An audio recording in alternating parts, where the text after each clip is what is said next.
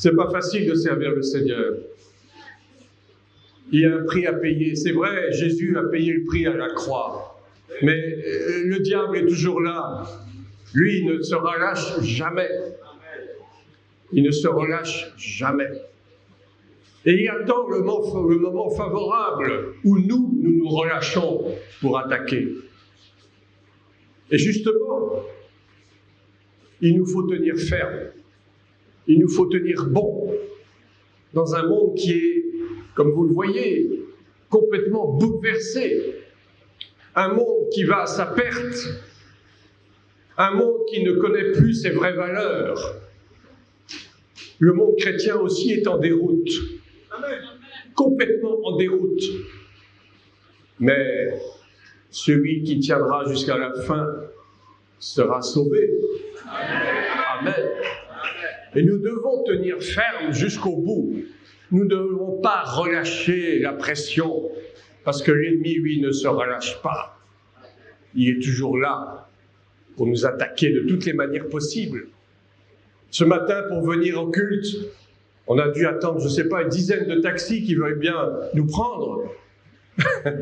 Et dans mon coin, je m'étais caché, parce que dès qu'ils voient un homme blanc, ils vont monter les prix tout de suite. Donc je connais bien la tactique maintenant. Je priais en silence, je dis Seigneur, fais-nous grâce que nous puissions arriver, parce que tu as quelque chose à dire à ton peuple ce matin.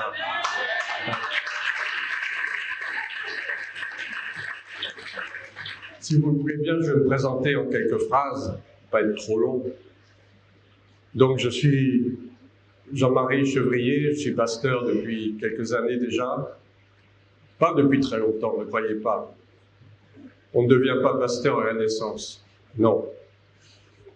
Je suis un des fils spirituels du docteur Éric Cocora, à l'église Metz-France à Paris. Et je travaille avec lui, nous travaillons ensemble depuis 5 ans, 6 ans maintenant, 5 ans. Et donc, je dirais, c'est sous son couvert que je suis là ce matin. Parce que vous savez que quand on a un père spirituel, on travaille sous le couvert de son père spirituel. Ce sont des lois spirituelles. Évidemment, lui aussi n'est qu'un homme, il n'est qu'un être humain, mais Dieu l'a mandaté, Dieu l'a oint pour une mission. Et je suis, j'allais dire, à ses ordres, entre guillemets. Et bien qu'il me laisse toute liberté d'agir, ce n'est pas le problème. Nous avons chacun un ministère à accomplir pour le Seigneur. Mais nous venons tous de quelque part. Et vous venez, chacun d'entre vous, de quelque part. Et vous avez eu j'allais dire, des mentors, des maîtres, des pères qui vous ont éduqués dans la foi et qui continueront à vous éduquer dans la foi. Et il faut avoir beaucoup de respect pour ces personnes. Amen. Amen. Vous devez avoir du respect pour vos aînés, pour les anciens de l'Église, pour votre pasteur. Il faut le respecter, il faut l'honorer, il faut lui être obéissant. Parce qu'en étant obéissant, vous obéissez à Dieu. Amen.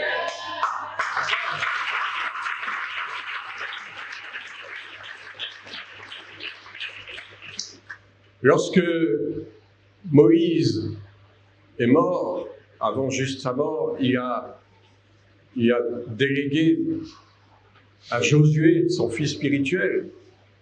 Moïse était serviteur de Dieu, mais Josué était d'abord serviteur de Moïse, avant de devenir à son tour serviteur de Dieu. Donc vous comprenez qu'avant de servir, de prétendre servir Dieu, parce que parfois c'est une grande prétention que nous avons, il faut d'abord servir un homme, celui qui vous a engendré en Christ. Amen. Amen. C'est important. C'est vrai, nous ne sommes que des hommes. Nous n'avons aucun pouvoir. Le pouvoir que nous avons, c'est Dieu qui nous l'accorde, dans sa grâce. Amen. Si demain il ne nous l'accorde plus, c'est son choix. Amen. Mais nous sommes là pour le servir. Nous sommes là aussi pour nous servir les uns les autres, dans l'amour fraternel et dans la vérité, surtout dans la vérité. Regardez comment le monde vit dans le mensonge aujourd'hui. Un mensonge affreux, abominable. Un mensonge des autorités, un mensonge des institutions. Mais il ne faut pas qu'il en soit ainsi entre nous. Nous devons vivre dans la vérité les uns avec les autres. Amen. Amen. Donc, Je suis ici en Côte d'Ivoire, ce pays que j'aime tellement, que je connais depuis une trentaine d'années, puisque j'ai épousé une de vos sœurs. Voici bientôt 30 ans.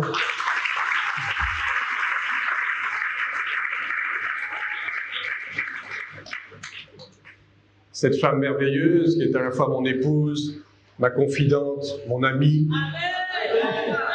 et ma sœur en Christ, bien sûr.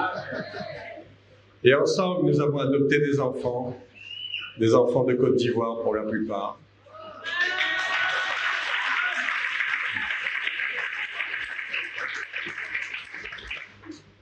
Je vais vous dire une chose.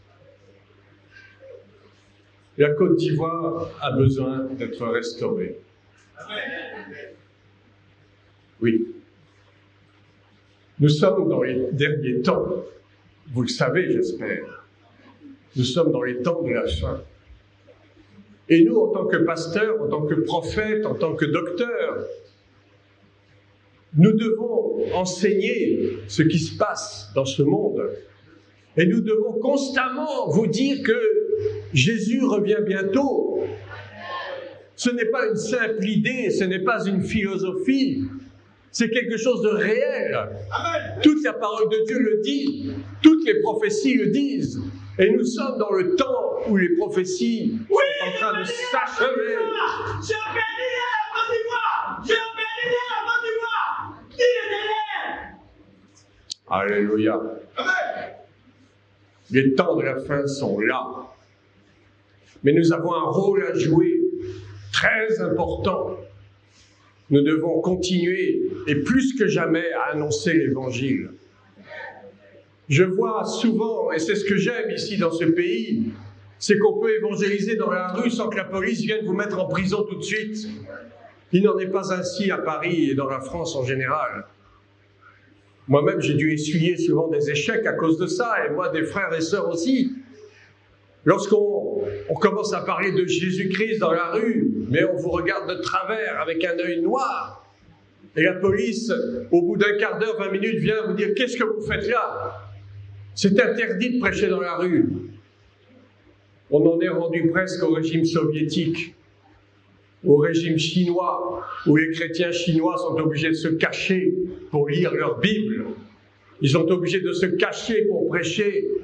Ils se cachent dans les maisons, et parfois même dans les sous-sols des maisons. Et souvent, on vient les chercher parce que les voisins les dénoncent. On vient les prendre chez eux, on les emmène au commissariat. Beaucoup d'entre eux sont emprisonnés, et même certains sont mis à mort à cause de leur foi. Mais nous avons cette grâce encore en Côte d'Ivoire et en Afrique en général de ne pas encore subir ces persécutions. Mais attention, ces choses peuvent arriver. Je ne dis pas que ce sera demain, je ne dis pas que ce sera après-demain, mais ces choses arriveront tôt ou tard. Tôt ou tard. Et en France, déjà, la persécution a commencé. Regardez ce qui se passe, ne serait-ce qu'avec cette crise soi-disant sanitaire, où on enferme les gens, où il y a eu un confinement, on a interdit aux gens d'aller à l'église, de se rassembler à plus de 30 personnes. Mais qu'est-ce que ça veut dire, ça ? Est-ce que les chrétiens font du mal? Est-ce qu'ils sont là pour embêter la société? Au contraire, l'Église est la lumière du monde. Amen.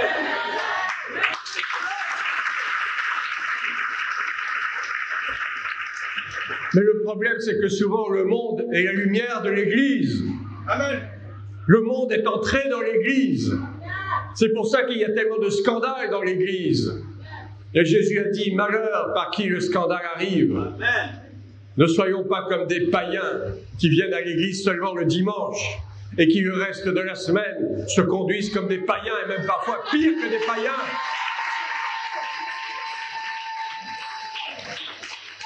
L'apôtre Paul, à l'église de Corinthe, a vilipendé ces gens qui vivaient en concubinage, qui vivaient avec la femme du père dans l'adultère et qui étaient dans l'église. Il les a livrés à Satan à cause de ce péché, pour que l'esprit soit sauvé au jour du salut. Ne soyons pas comme ces gens-là, je vous en supplie. Nous sommes dans les derniers temps, des temps difficiles, des temps dangereux, très dangereux. Et le diable trouvera toujours l'occasion de venir nous persécuter, nous embêter, si nous laissons la porte ouverte. Fermons les portes au péché. Fermons les portes à la corruption. Nous ne sommes plus du monde. Même si nous vivons dans le monde, nous ne sommes plus du monde. Nous appartenons à Christ. Nous n'appartenons plus à ce monde.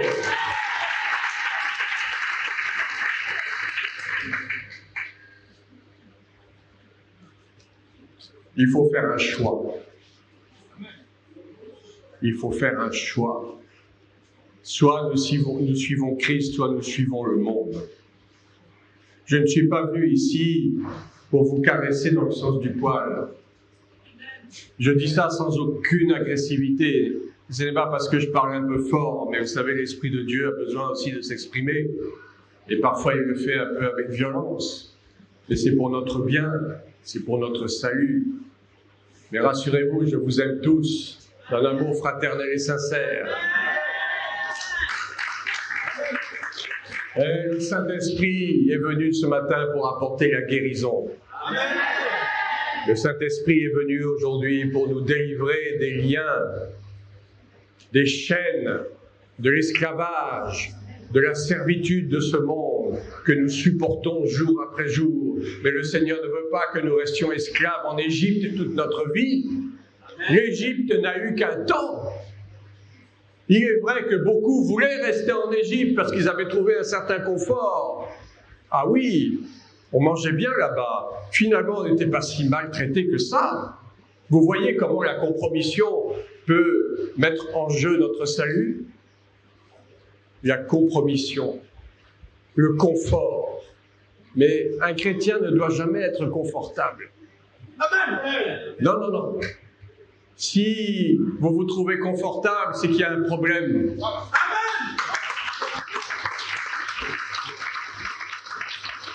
Il est vrai que le Seigneur veut le meilleur pour nous. Il veut que nous ayons une vie stable, un travail, une famille, un foyer. C'est normal. Dieu n'a rien contre ces choses, au contraire. Il n'a rien non plus contre la richesse. S'il y a des entrepreneurs parmi vous, il faut continuer à travailler. Pourquoi? Eh bien, tout simplement pour aider l'Église, pour faire avancer le royaume, pour aider les frères et sœurs qui sont démunis, qui sont dans les difficultés. Parce que ça fait partie de l'Évangile, d'aider les veuves et les orphelins. C'est une œuvre très sainte. Dans l'épître de Jacques, il est dit que la religion pure et sans tache devant Dieu consiste à visiter les veuves et les orphelins, à les consoler dans leurs afflictions. Et je rajouterais à pourvoir à leurs besoins, mais aussi à se préserver des souillures du monde. Et souvent, on oublie cette deuxième partie du verset, se préserver des souillures du monde. Amen. Amen. C'est ça la religion pure et sans tache. Soyons remplis d'amour et de compassion les uns envers les autres. Dans un monde de brutalité, dans un monde qui est devenu égoïste, qui est devenu méchant, qui est devenu cruel, ennemi des gens de bien, comme dit l'apôtre Paul. Non, au contraire, nous devons continuer à parler de la paix. Nous devons continuer à répandre l'amour autour de nous. C'est notre travail. C'est notre travail. Arrêtons les disputes de mots, arrêtons même les disputes de doctrine, tout cela n'a aucun sens. Arrêtons de nous minimiser les uns les autres. Non, au contraire, cherchons à nous élever les uns les autres.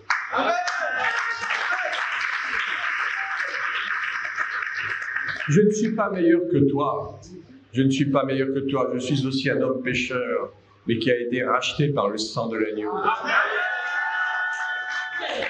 Je n'ai aucune prétention de quoi que ce soit.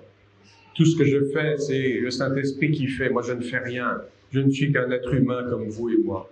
Alors, regardez-moi comme tel. Regardez-moi comme votre frère. Amen. Nous allons prendre l'évangile de Jean au chapitre 2. Un texte qui est bien connu, qui a été prêché certainement des millions de fois dans le monde. Mais il y a tellement de mystères dans la parole de Dieu. Jean chapitre 2, à partir du premier verset jusqu'au verset 12. Jean chapitre 2, à partir du premier verset jusqu'au verset 12. Je lis donc la parole du Seigneur. Tous les il y eut des noces à Cana en Galilée. La mère de Jésus était là.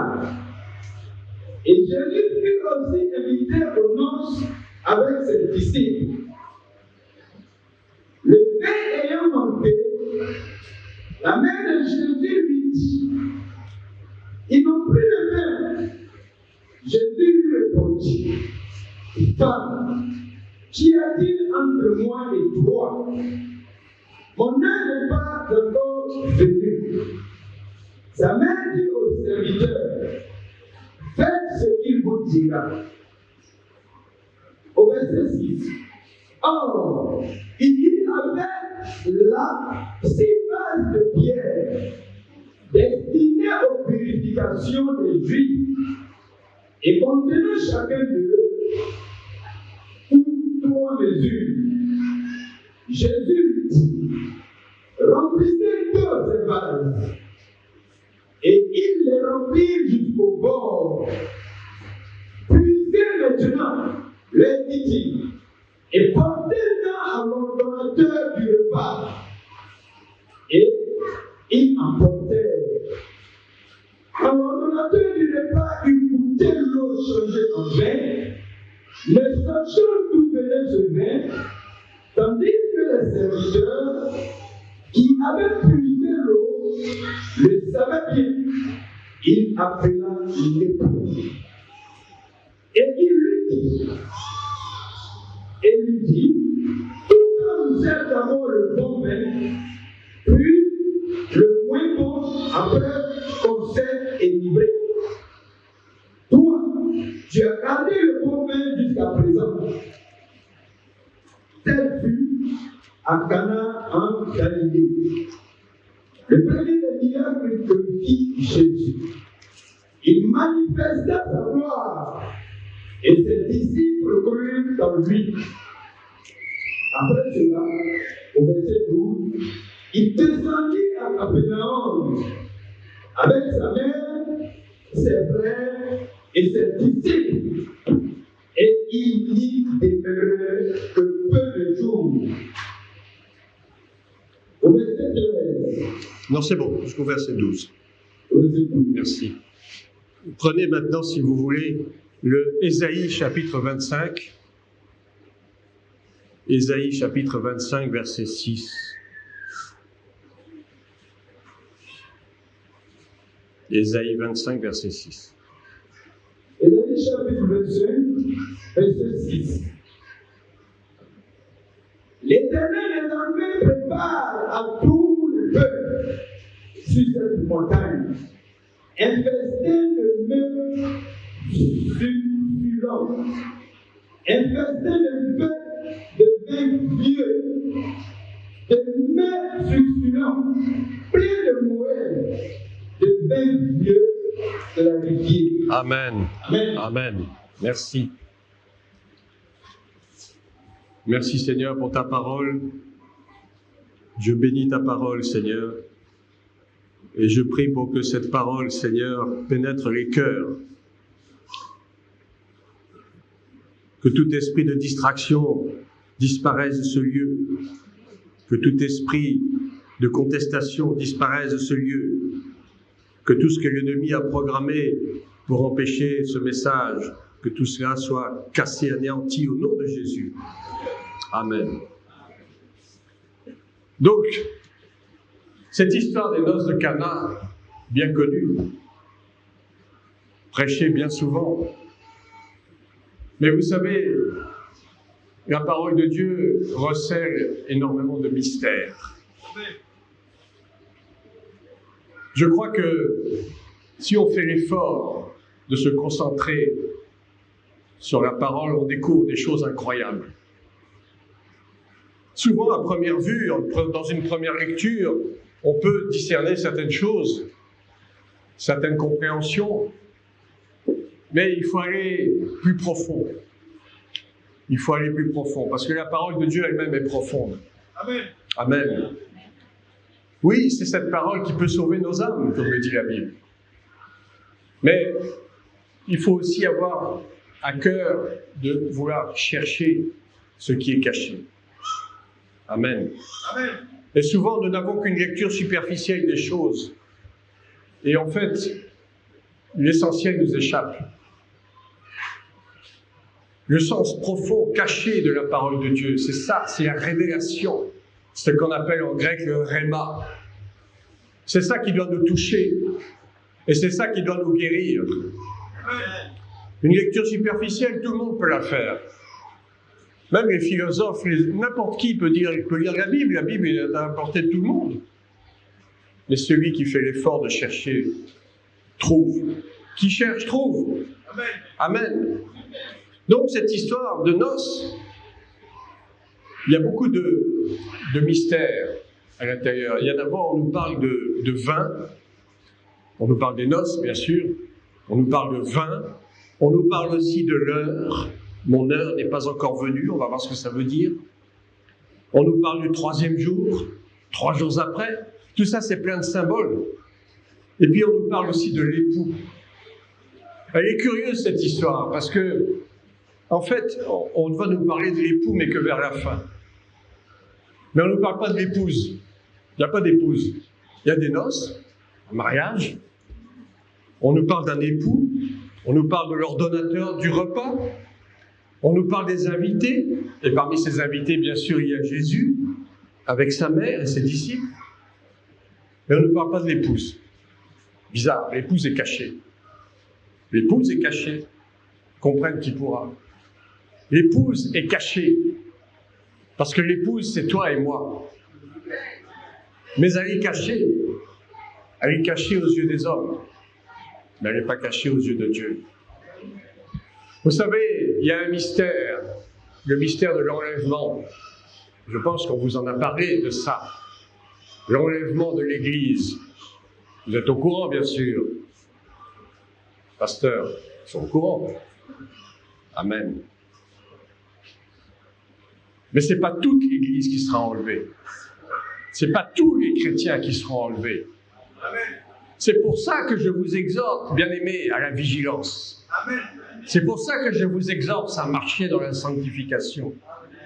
La sanctification, c'est s'éloigner du péché, c'est s'éloigner du mal, c'est faire ce qui est agréable aux yeux de Dieu, et non pas aux yeux des hommes.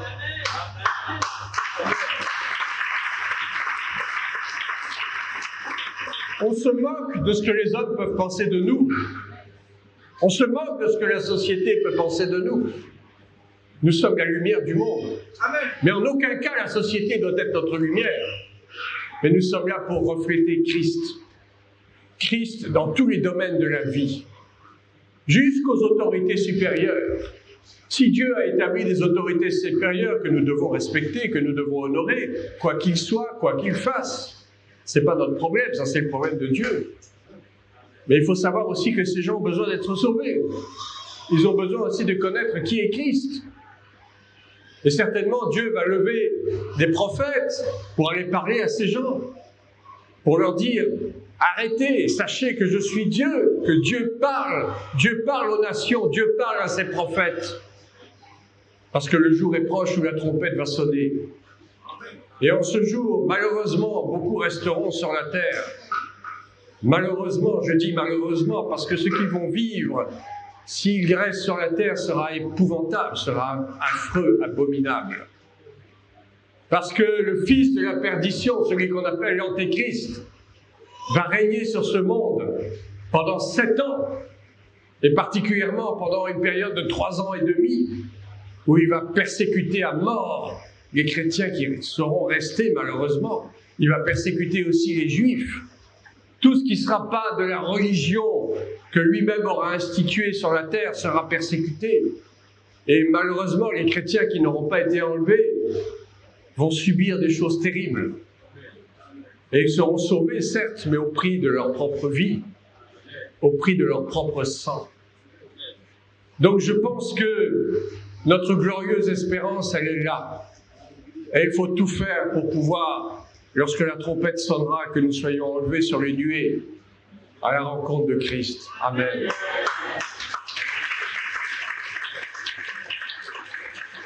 Et pour revenir à mon texte, parce que je ne voudrais pas trop sortir du contexte, cette épouse dont on ne parle pas, c'est celle que le monde ignore. C'est l'épouse, c'est celle qui est cachée. C'est celle des rachetés qui vivent réellement dans la sanctification. Ceux qui craignent l'Éternel, ceux qui ne font aucun compromis avec le monde. C'est toi, c'est moi. Mais il faut que nous résistions jusqu'au bout. Il faut que nous résistions aux tentations de ce monde, aux séductions de ce monde, car le diable est en train de séduire les gens. Il y a des faux chrétiens, il y a aussi des faux pasteurs. Je suis désolé de le dire, mais ça existe. Je ne les juge pas, ce n'est pas à moi de les juger, mais je sais que ça existe. Et j'en ai rencontré. Mais ces gens-là, Dieu les juge. Mais il faut savoir aussi, frères et sœurs, où nous mettons les pieds. On ne peut pas mettre les pieds n'importe où. On ne peut mettre les pieds que là où on prêche le véritable évangile. Amen. Et je suis certain que dans cette assemblée, le véritable évangile est prêché. C'est pourquoi je dis attachez-vous à Christ, attachez-vous à l'évangile, et vous ferez toujours partie de l'épouse. Amen. Donc on ne nous parle pas de l'épouse, c'est normal, elle est cachée. Mais le jour viendra où elle se révélera. On nous parle aussi du vin. Alors, souvent, quand on prêche sur ces noces de Cana, on va parler du vin, l'eau transformée en vin. Oui, c'est vrai, c'est un miracle que Jésus a accompli. On nous dit même que c'est le premier miracle qu'il a accompli, mais en fait, ce n'est pas tout à fait exact. C'est le premier miracle qu'il a accompli à Cana. Mais il y en a fait d'autres avant. Si vous voulez lire dans, je ne sais plus si c'est l'évangile de Luc ou Matthieu, où Jean-Baptiste, à un moment donné, a douté même de ce Jésus, puisqu'il a dit, mais allez demander à cet homme si c'est vraiment lui, Jésus de Nazareth. Il a eu un doute à un moment. Et pourtant, il avait lui-même annoncé que c'est voici l'agneau de Dieu. Il n'avait aucune incertitude. Et puis après, lorsqu'il est parti en prison, c'est là qu'il a commencé à douter. Et il a dit à ses disciples, allez lui demander si c'est vraiment lui, ce Jésus de Nazareth que nous attendons depuis pour libérer Israël. Et les disciples sont allés voir Jésus. Ils lui ont relaté la question de Jean-Baptiste. Et Jésus a dit, écoutez, allez lui dire que les malades sont guéris, les morts ressuscitent. Ce qui prouve bien que Jésus a accompli bien des miracles avant Cana. Puisqu'on ne parle plus de Jean-Baptiste maintenant. Jean-Baptiste est mort à cette époque-là. Mais Jésus a déjà accompli des miracles. Amen. On nous parle donc de vin. Et ce qui est drôle, c'est que je passe directement vers la fin du passage où les serviteurs, en fait les serviteurs c'est qui? Ce sont les serviteurs de Dieu. En fait, toute cette histoire des noces de Cana, ça représente quoi? Ça représente l'Église. Ça représente l'Église des derniers temps. L'Église des derniers temps où parfois il manque quelque chose. Il manque le bon vin. Or, le vin, qu'est-ce que c'est? Le vin, ça représente le Saint-Esprit. Amen. Amen. Et l'Église, aujourd'hui, malheureusement, souvent, il lui manque le Saint-Esprit. Vous avez des églises qui fonctionnent par la chair. Vous avez des églises qui fonctionnent par le monde. Mais il manque l'essentiel, il manque le bon vin. Parce qu'il y a vin et vin. Amen. Le vin jeune, qui est pour les jeunes convertis, pour les jeunes dans la foi. Mais c'est un vin qui fait mal à l'estomac. C'est un vin qui est difficile à digérer. Et puis vous avez le vrai, le bon vin, le vieux vin, celui dont parle Ésaïe au chapitre 25. Un vin vieux, clarifié, mais ça c'est le meilleur des vins. Amen. Et c'est celui qui est accordé à ceux qui sont anciens dans la foi, mais qui tiennent ferme. Et aujourd'hui, nous allons prier que le Saint-Esprit nous accorde ce vin vieux, clarifié, dont nous avons tellement besoin pour accomplir les œuvres des derniers temps, pour annoncer l'Évangile sans peur, sans honte, sans crainte de l'homme. Nous avons besoin de ce vin vieux, clarifié, ce vin qui ôte toute souillure de nos vies, ce vin qui nous inspire directement depuis le ciel. On nous parle aussi de l'heure. Jésus dit, d'abord il reproche à sa mère qui lui dit, ils n'ont plus de vin. Et alors, ils n'ont plus de vin, qu'est-ce que tu veux que je fasse? En fait, l'affirmation de Marie est une interrogation cachée. Ils n'ont plus de vin, mais, entre guillemets, mais qu'est-ce que tu peux faire? Et c'est là que Jésus lui dit, femme, qu'y a-t-il entre moi et toi? Et je te dis aujourd'hui, Église, qu'y a-t-il entre le monde et toi? Marie faisait partie des disciples, mais même Marie ne croyait pas en son fils. Et d'ailleurs, à la fin, on nous dit que les disciples ont cru en lui, mais après avoir vu le miracle. Autrement dit, ils étaient avec Jésus, ils étaient aux côtés de Jésus, mais ne croyaient pas en lui. Et c'est un peu notre cas aujourd'hui.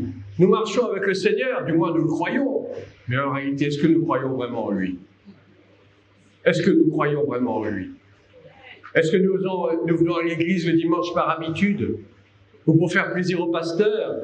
Ou parce qu'on n'a rien d'autre à faire? Est-ce que nous connaissons vraiment qui est le Seigneur? Est-ce que nous savons vraiment qui est ce Jésus-Christ de Nazareth, qui est mort à la croix il y a un peu plus de 2000 ans, qui a versé son sang pour chacun d'entre nous? Est-ce que nous savons vraiment qui il est? Avons-nous fait une réelle rencontre avec ce Jésus? C'est la question que nous devons nous poser tous les jours. Et donc il lui dit, femme, qu'y a-t-il entre toi et moi? Mon heure n'est pas encore venue. Alors là, il y a un mystère très profond. De quelle heure s'agit-il? Mon heure n'est pas encore venue. Est-ce qu'il voulait parler de quoi? Est-ce qu'il voulait parler de sa mort? Est-ce qu'il voulait parler de sa résurrection? Est-ce qu'il voulait parler d'autre chose? Oui, il voulait parler de l'heure de sa venue. Amen. Amen. De l'heure de sa venue. Et c'est ce que nous trouvons dans Luc, dans l'évangile de Luc, un petit peu avant. Luc, chapitre 13, verset 32. Non, c'est bon, frère, je vais le lire, c'est bon, merci. Luc, chapitre 13, verset 32. Ce même jour, quelques pharisiens vinrent lui dire, « Va-t'en, pars d'ici, car Hérode veut te tuer. » Il leur répondit, « Allez, et dites à ce renard. » Là, il appelle Hérode un renard. « Voici, je chasse les démons, et je fais des guérisons aujourd'hui et demain, et le troisième jour, j'aurai fini. » Là, c'est le troisième jour. Mais il y a un autre passage dans Matthieu 24 où il parle de l'heure de sa venue. C'est l'heure fatidique. En fait, il voulait parler de tout à la fois. Il voulait déjà, c'est un texte qui est très prophétique, en fait. C'est un texte qui annonce à la fois la mort et la résurrection de Christ, mais qui aussi nous parle de l'heure de sa venue. L'heure que nous ne connaissons pas, puisque nous ne connaissons ni le jour ni l'heure, mais ce que seul le Père connaît. Mais il y a une heure où les choses vont se produire. Et Jésus parlait aussi de cette heure-là dans ce passage. Mon heure n'est pas encore venue, mais elle viendra. Elle viendra en son temps. Mais toi, femme, tu ne connais pas. Tu ne peux pas connaître les secrets de Dieu. Et toi, aujourd'hui, peut-être, chrétien que tu es, peut-être depuis 1 an, depuis 2 ans, depuis 5 ans, depuis 10 ans, est-ce que tu connais les secrets de Dieu? Est-ce que Dieu te révèle ses secrets? Il y a des heures dans nos vies, des heures particulières, où des choses particulières se passent. Il y a l'heure où nous avons donné notre vie au Seigneur, où nous avons accepté le Seigneur comme Sauveur, et surtout comme Seigneur, parce que souvent nous l'acceptons comme Sauveur, mais pas comme Seigneur. Nous voulons bien que Jésus nous sauve de la mort, du péché, de l'enfer, mais en tant que Seigneur, souvent, nous passons à côté. En fait, nous sommes souvent nos propres seigneurs, parce que nous gardons un certain orgueil en chacun de nous. Et nous refusons souvent que Jésus, en tant que Seigneur, vienne travailler dans nos vies pour faire de nous ce que lui veut, pas ce que nous voulons. C'est sa volonté qui prévaut, c'est pas notre volonté. Et Jésus lui-même, dans son humilité, a toujours dit « Je ne fais pas ma propre volonté, je fais celle que mon Père m'a demandé d'accomplir. »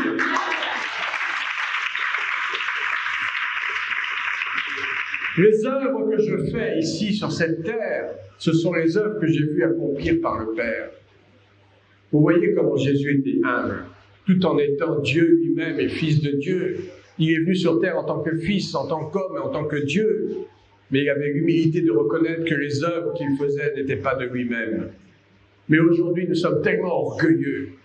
Oui, j'ai guéri des malades. Oui, j'ai ressuscité des morts. Oui, j'ai fait ceci. Oui, j'ai fait cela. Tu n'as rien fait. Ce que tu peux faire, c'est parce que le Saint-Esprit te permet de le faire. Et tu n'es pas le Saint-Esprit. Tu n'es pas Dieu. Tu n'es pas Jésus. Tu n'es rien du tout. Enfin, quand je dis tu n'es rien du tout, non. Tu es quelqu'un aux yeux de Dieu. Mais ne prends pas la place qui revient au Seigneur. Le Seigneur ne partage pas sa gloire avec un homme. Fût-il le plus grand apôtre, le plus grand prophète de tous les temps, qui fait des miracles à 120 à l'heure. Non, c'est pas ça qui est important. Bien sûr que les miracles sont importants. Parce que c'est grâce à cela que les gens peuvent venir à la foi. C'est important qu'il y ait des choses surnaturelles dans l'Église. Et si le surnaturel manque dans l'Église aujourd'hui, c'est parce que justement, l'Église manque de ce vin vieux. Il faut demander au Seigneur de nous redonner du vin vieux, clarifié.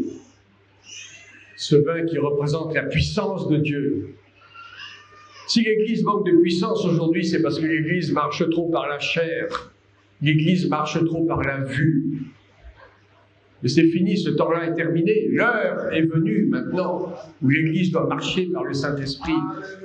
C'est l'heure à laquelle Jésus te dit aujourd'hui, viens et suis-moi.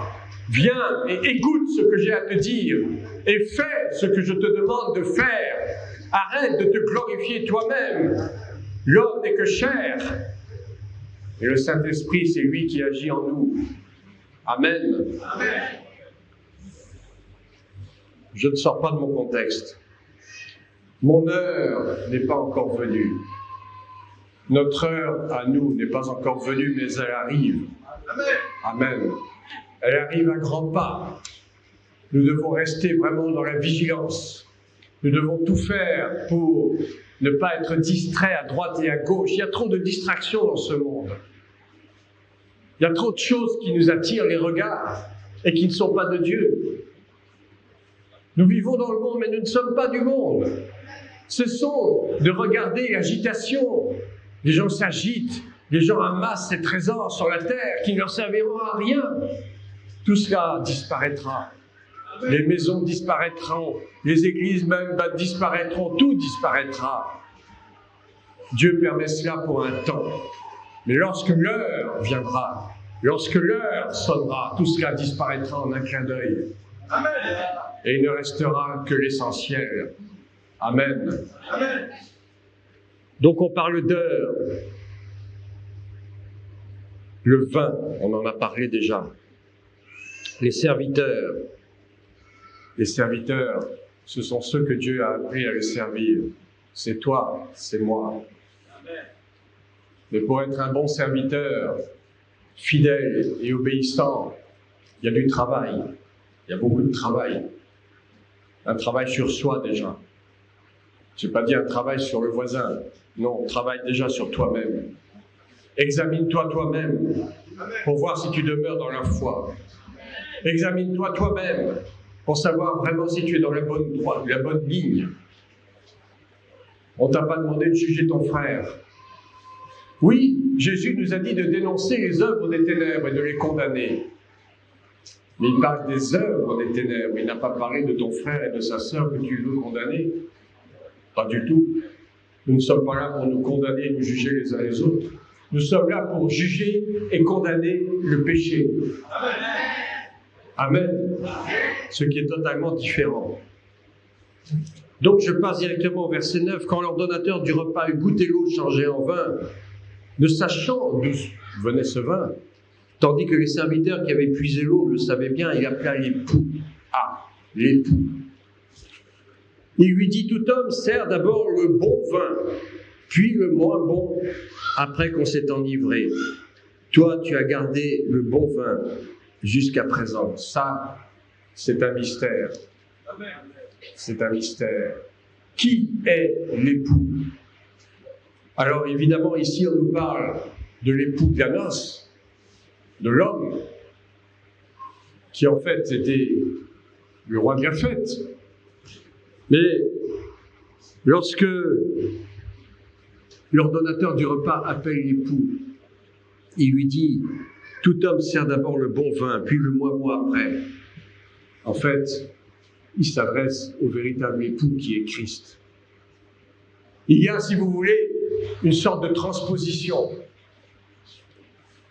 Il croit s'adresser à un homme, mais en fait, il s'adresse à Christ, sans le savoir. C'est lui le véritable époux. Et c'est lui qui sert toujours le bon vin. C'est lui qui fait que les choses qui nous paraissent viles à nos yeux peuvent se transformer en choses admirables, incroyables. Et ce miracle est un miracle incroyable, c'est vrai, comme tous les miracles d'ailleurs. Mais les serviteurs n'avaient pas idée de la façon dont ça pouvait se produire. Ils ont constaté effectivement que l'eau a été changée en vin, mais ils n'ont pas du tout compris comment cela a pu se passer.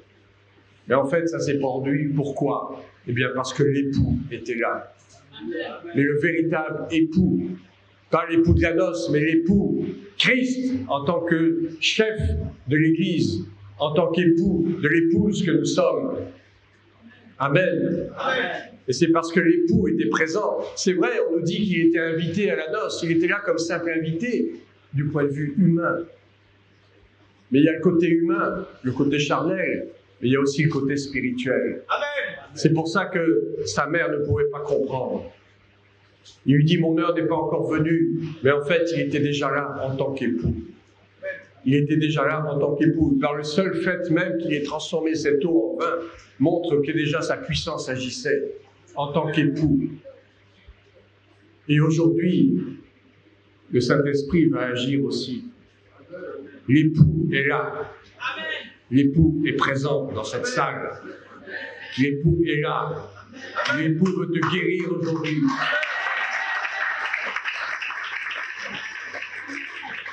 Et évidemment que ces noces de Cana préfigurent quelque part les noces de l'agneau. Ces noces de l'agneau où l'époux, élevé en gloire et en majesté, va prendre pour épouse celle qui lui a été fidèle pendant tout son pèlerinage terrestre, celle qui n'aura accepté aucun compromis, celle qui sera toujours restée dans la droite ligne. Et les noces de l'agneau, ce sera un moment merveilleux, où là nous goûterons effectivement des aliments incroyables, des choses que nous ne connaissons pas sur terre, où nous boirons du vin, le vrai vin, le vin vieux, clarifié, comme le dit Ésaïe. Mais déjà, à Cana, il nous a montré ce que serait l'avenir de son épouse. Les noces véritables, les noces de l'agneau, les noces où l'époux véritable va prendre l'épouse véritable pour l'éternité. Amen. Amen. Alors, aujourd'hui, ma question est, veux-tu faire partie de l'épouse? Est-ce que tu es sûr que tu en fais déjà partie? Amen. Amen. Amen. Amen.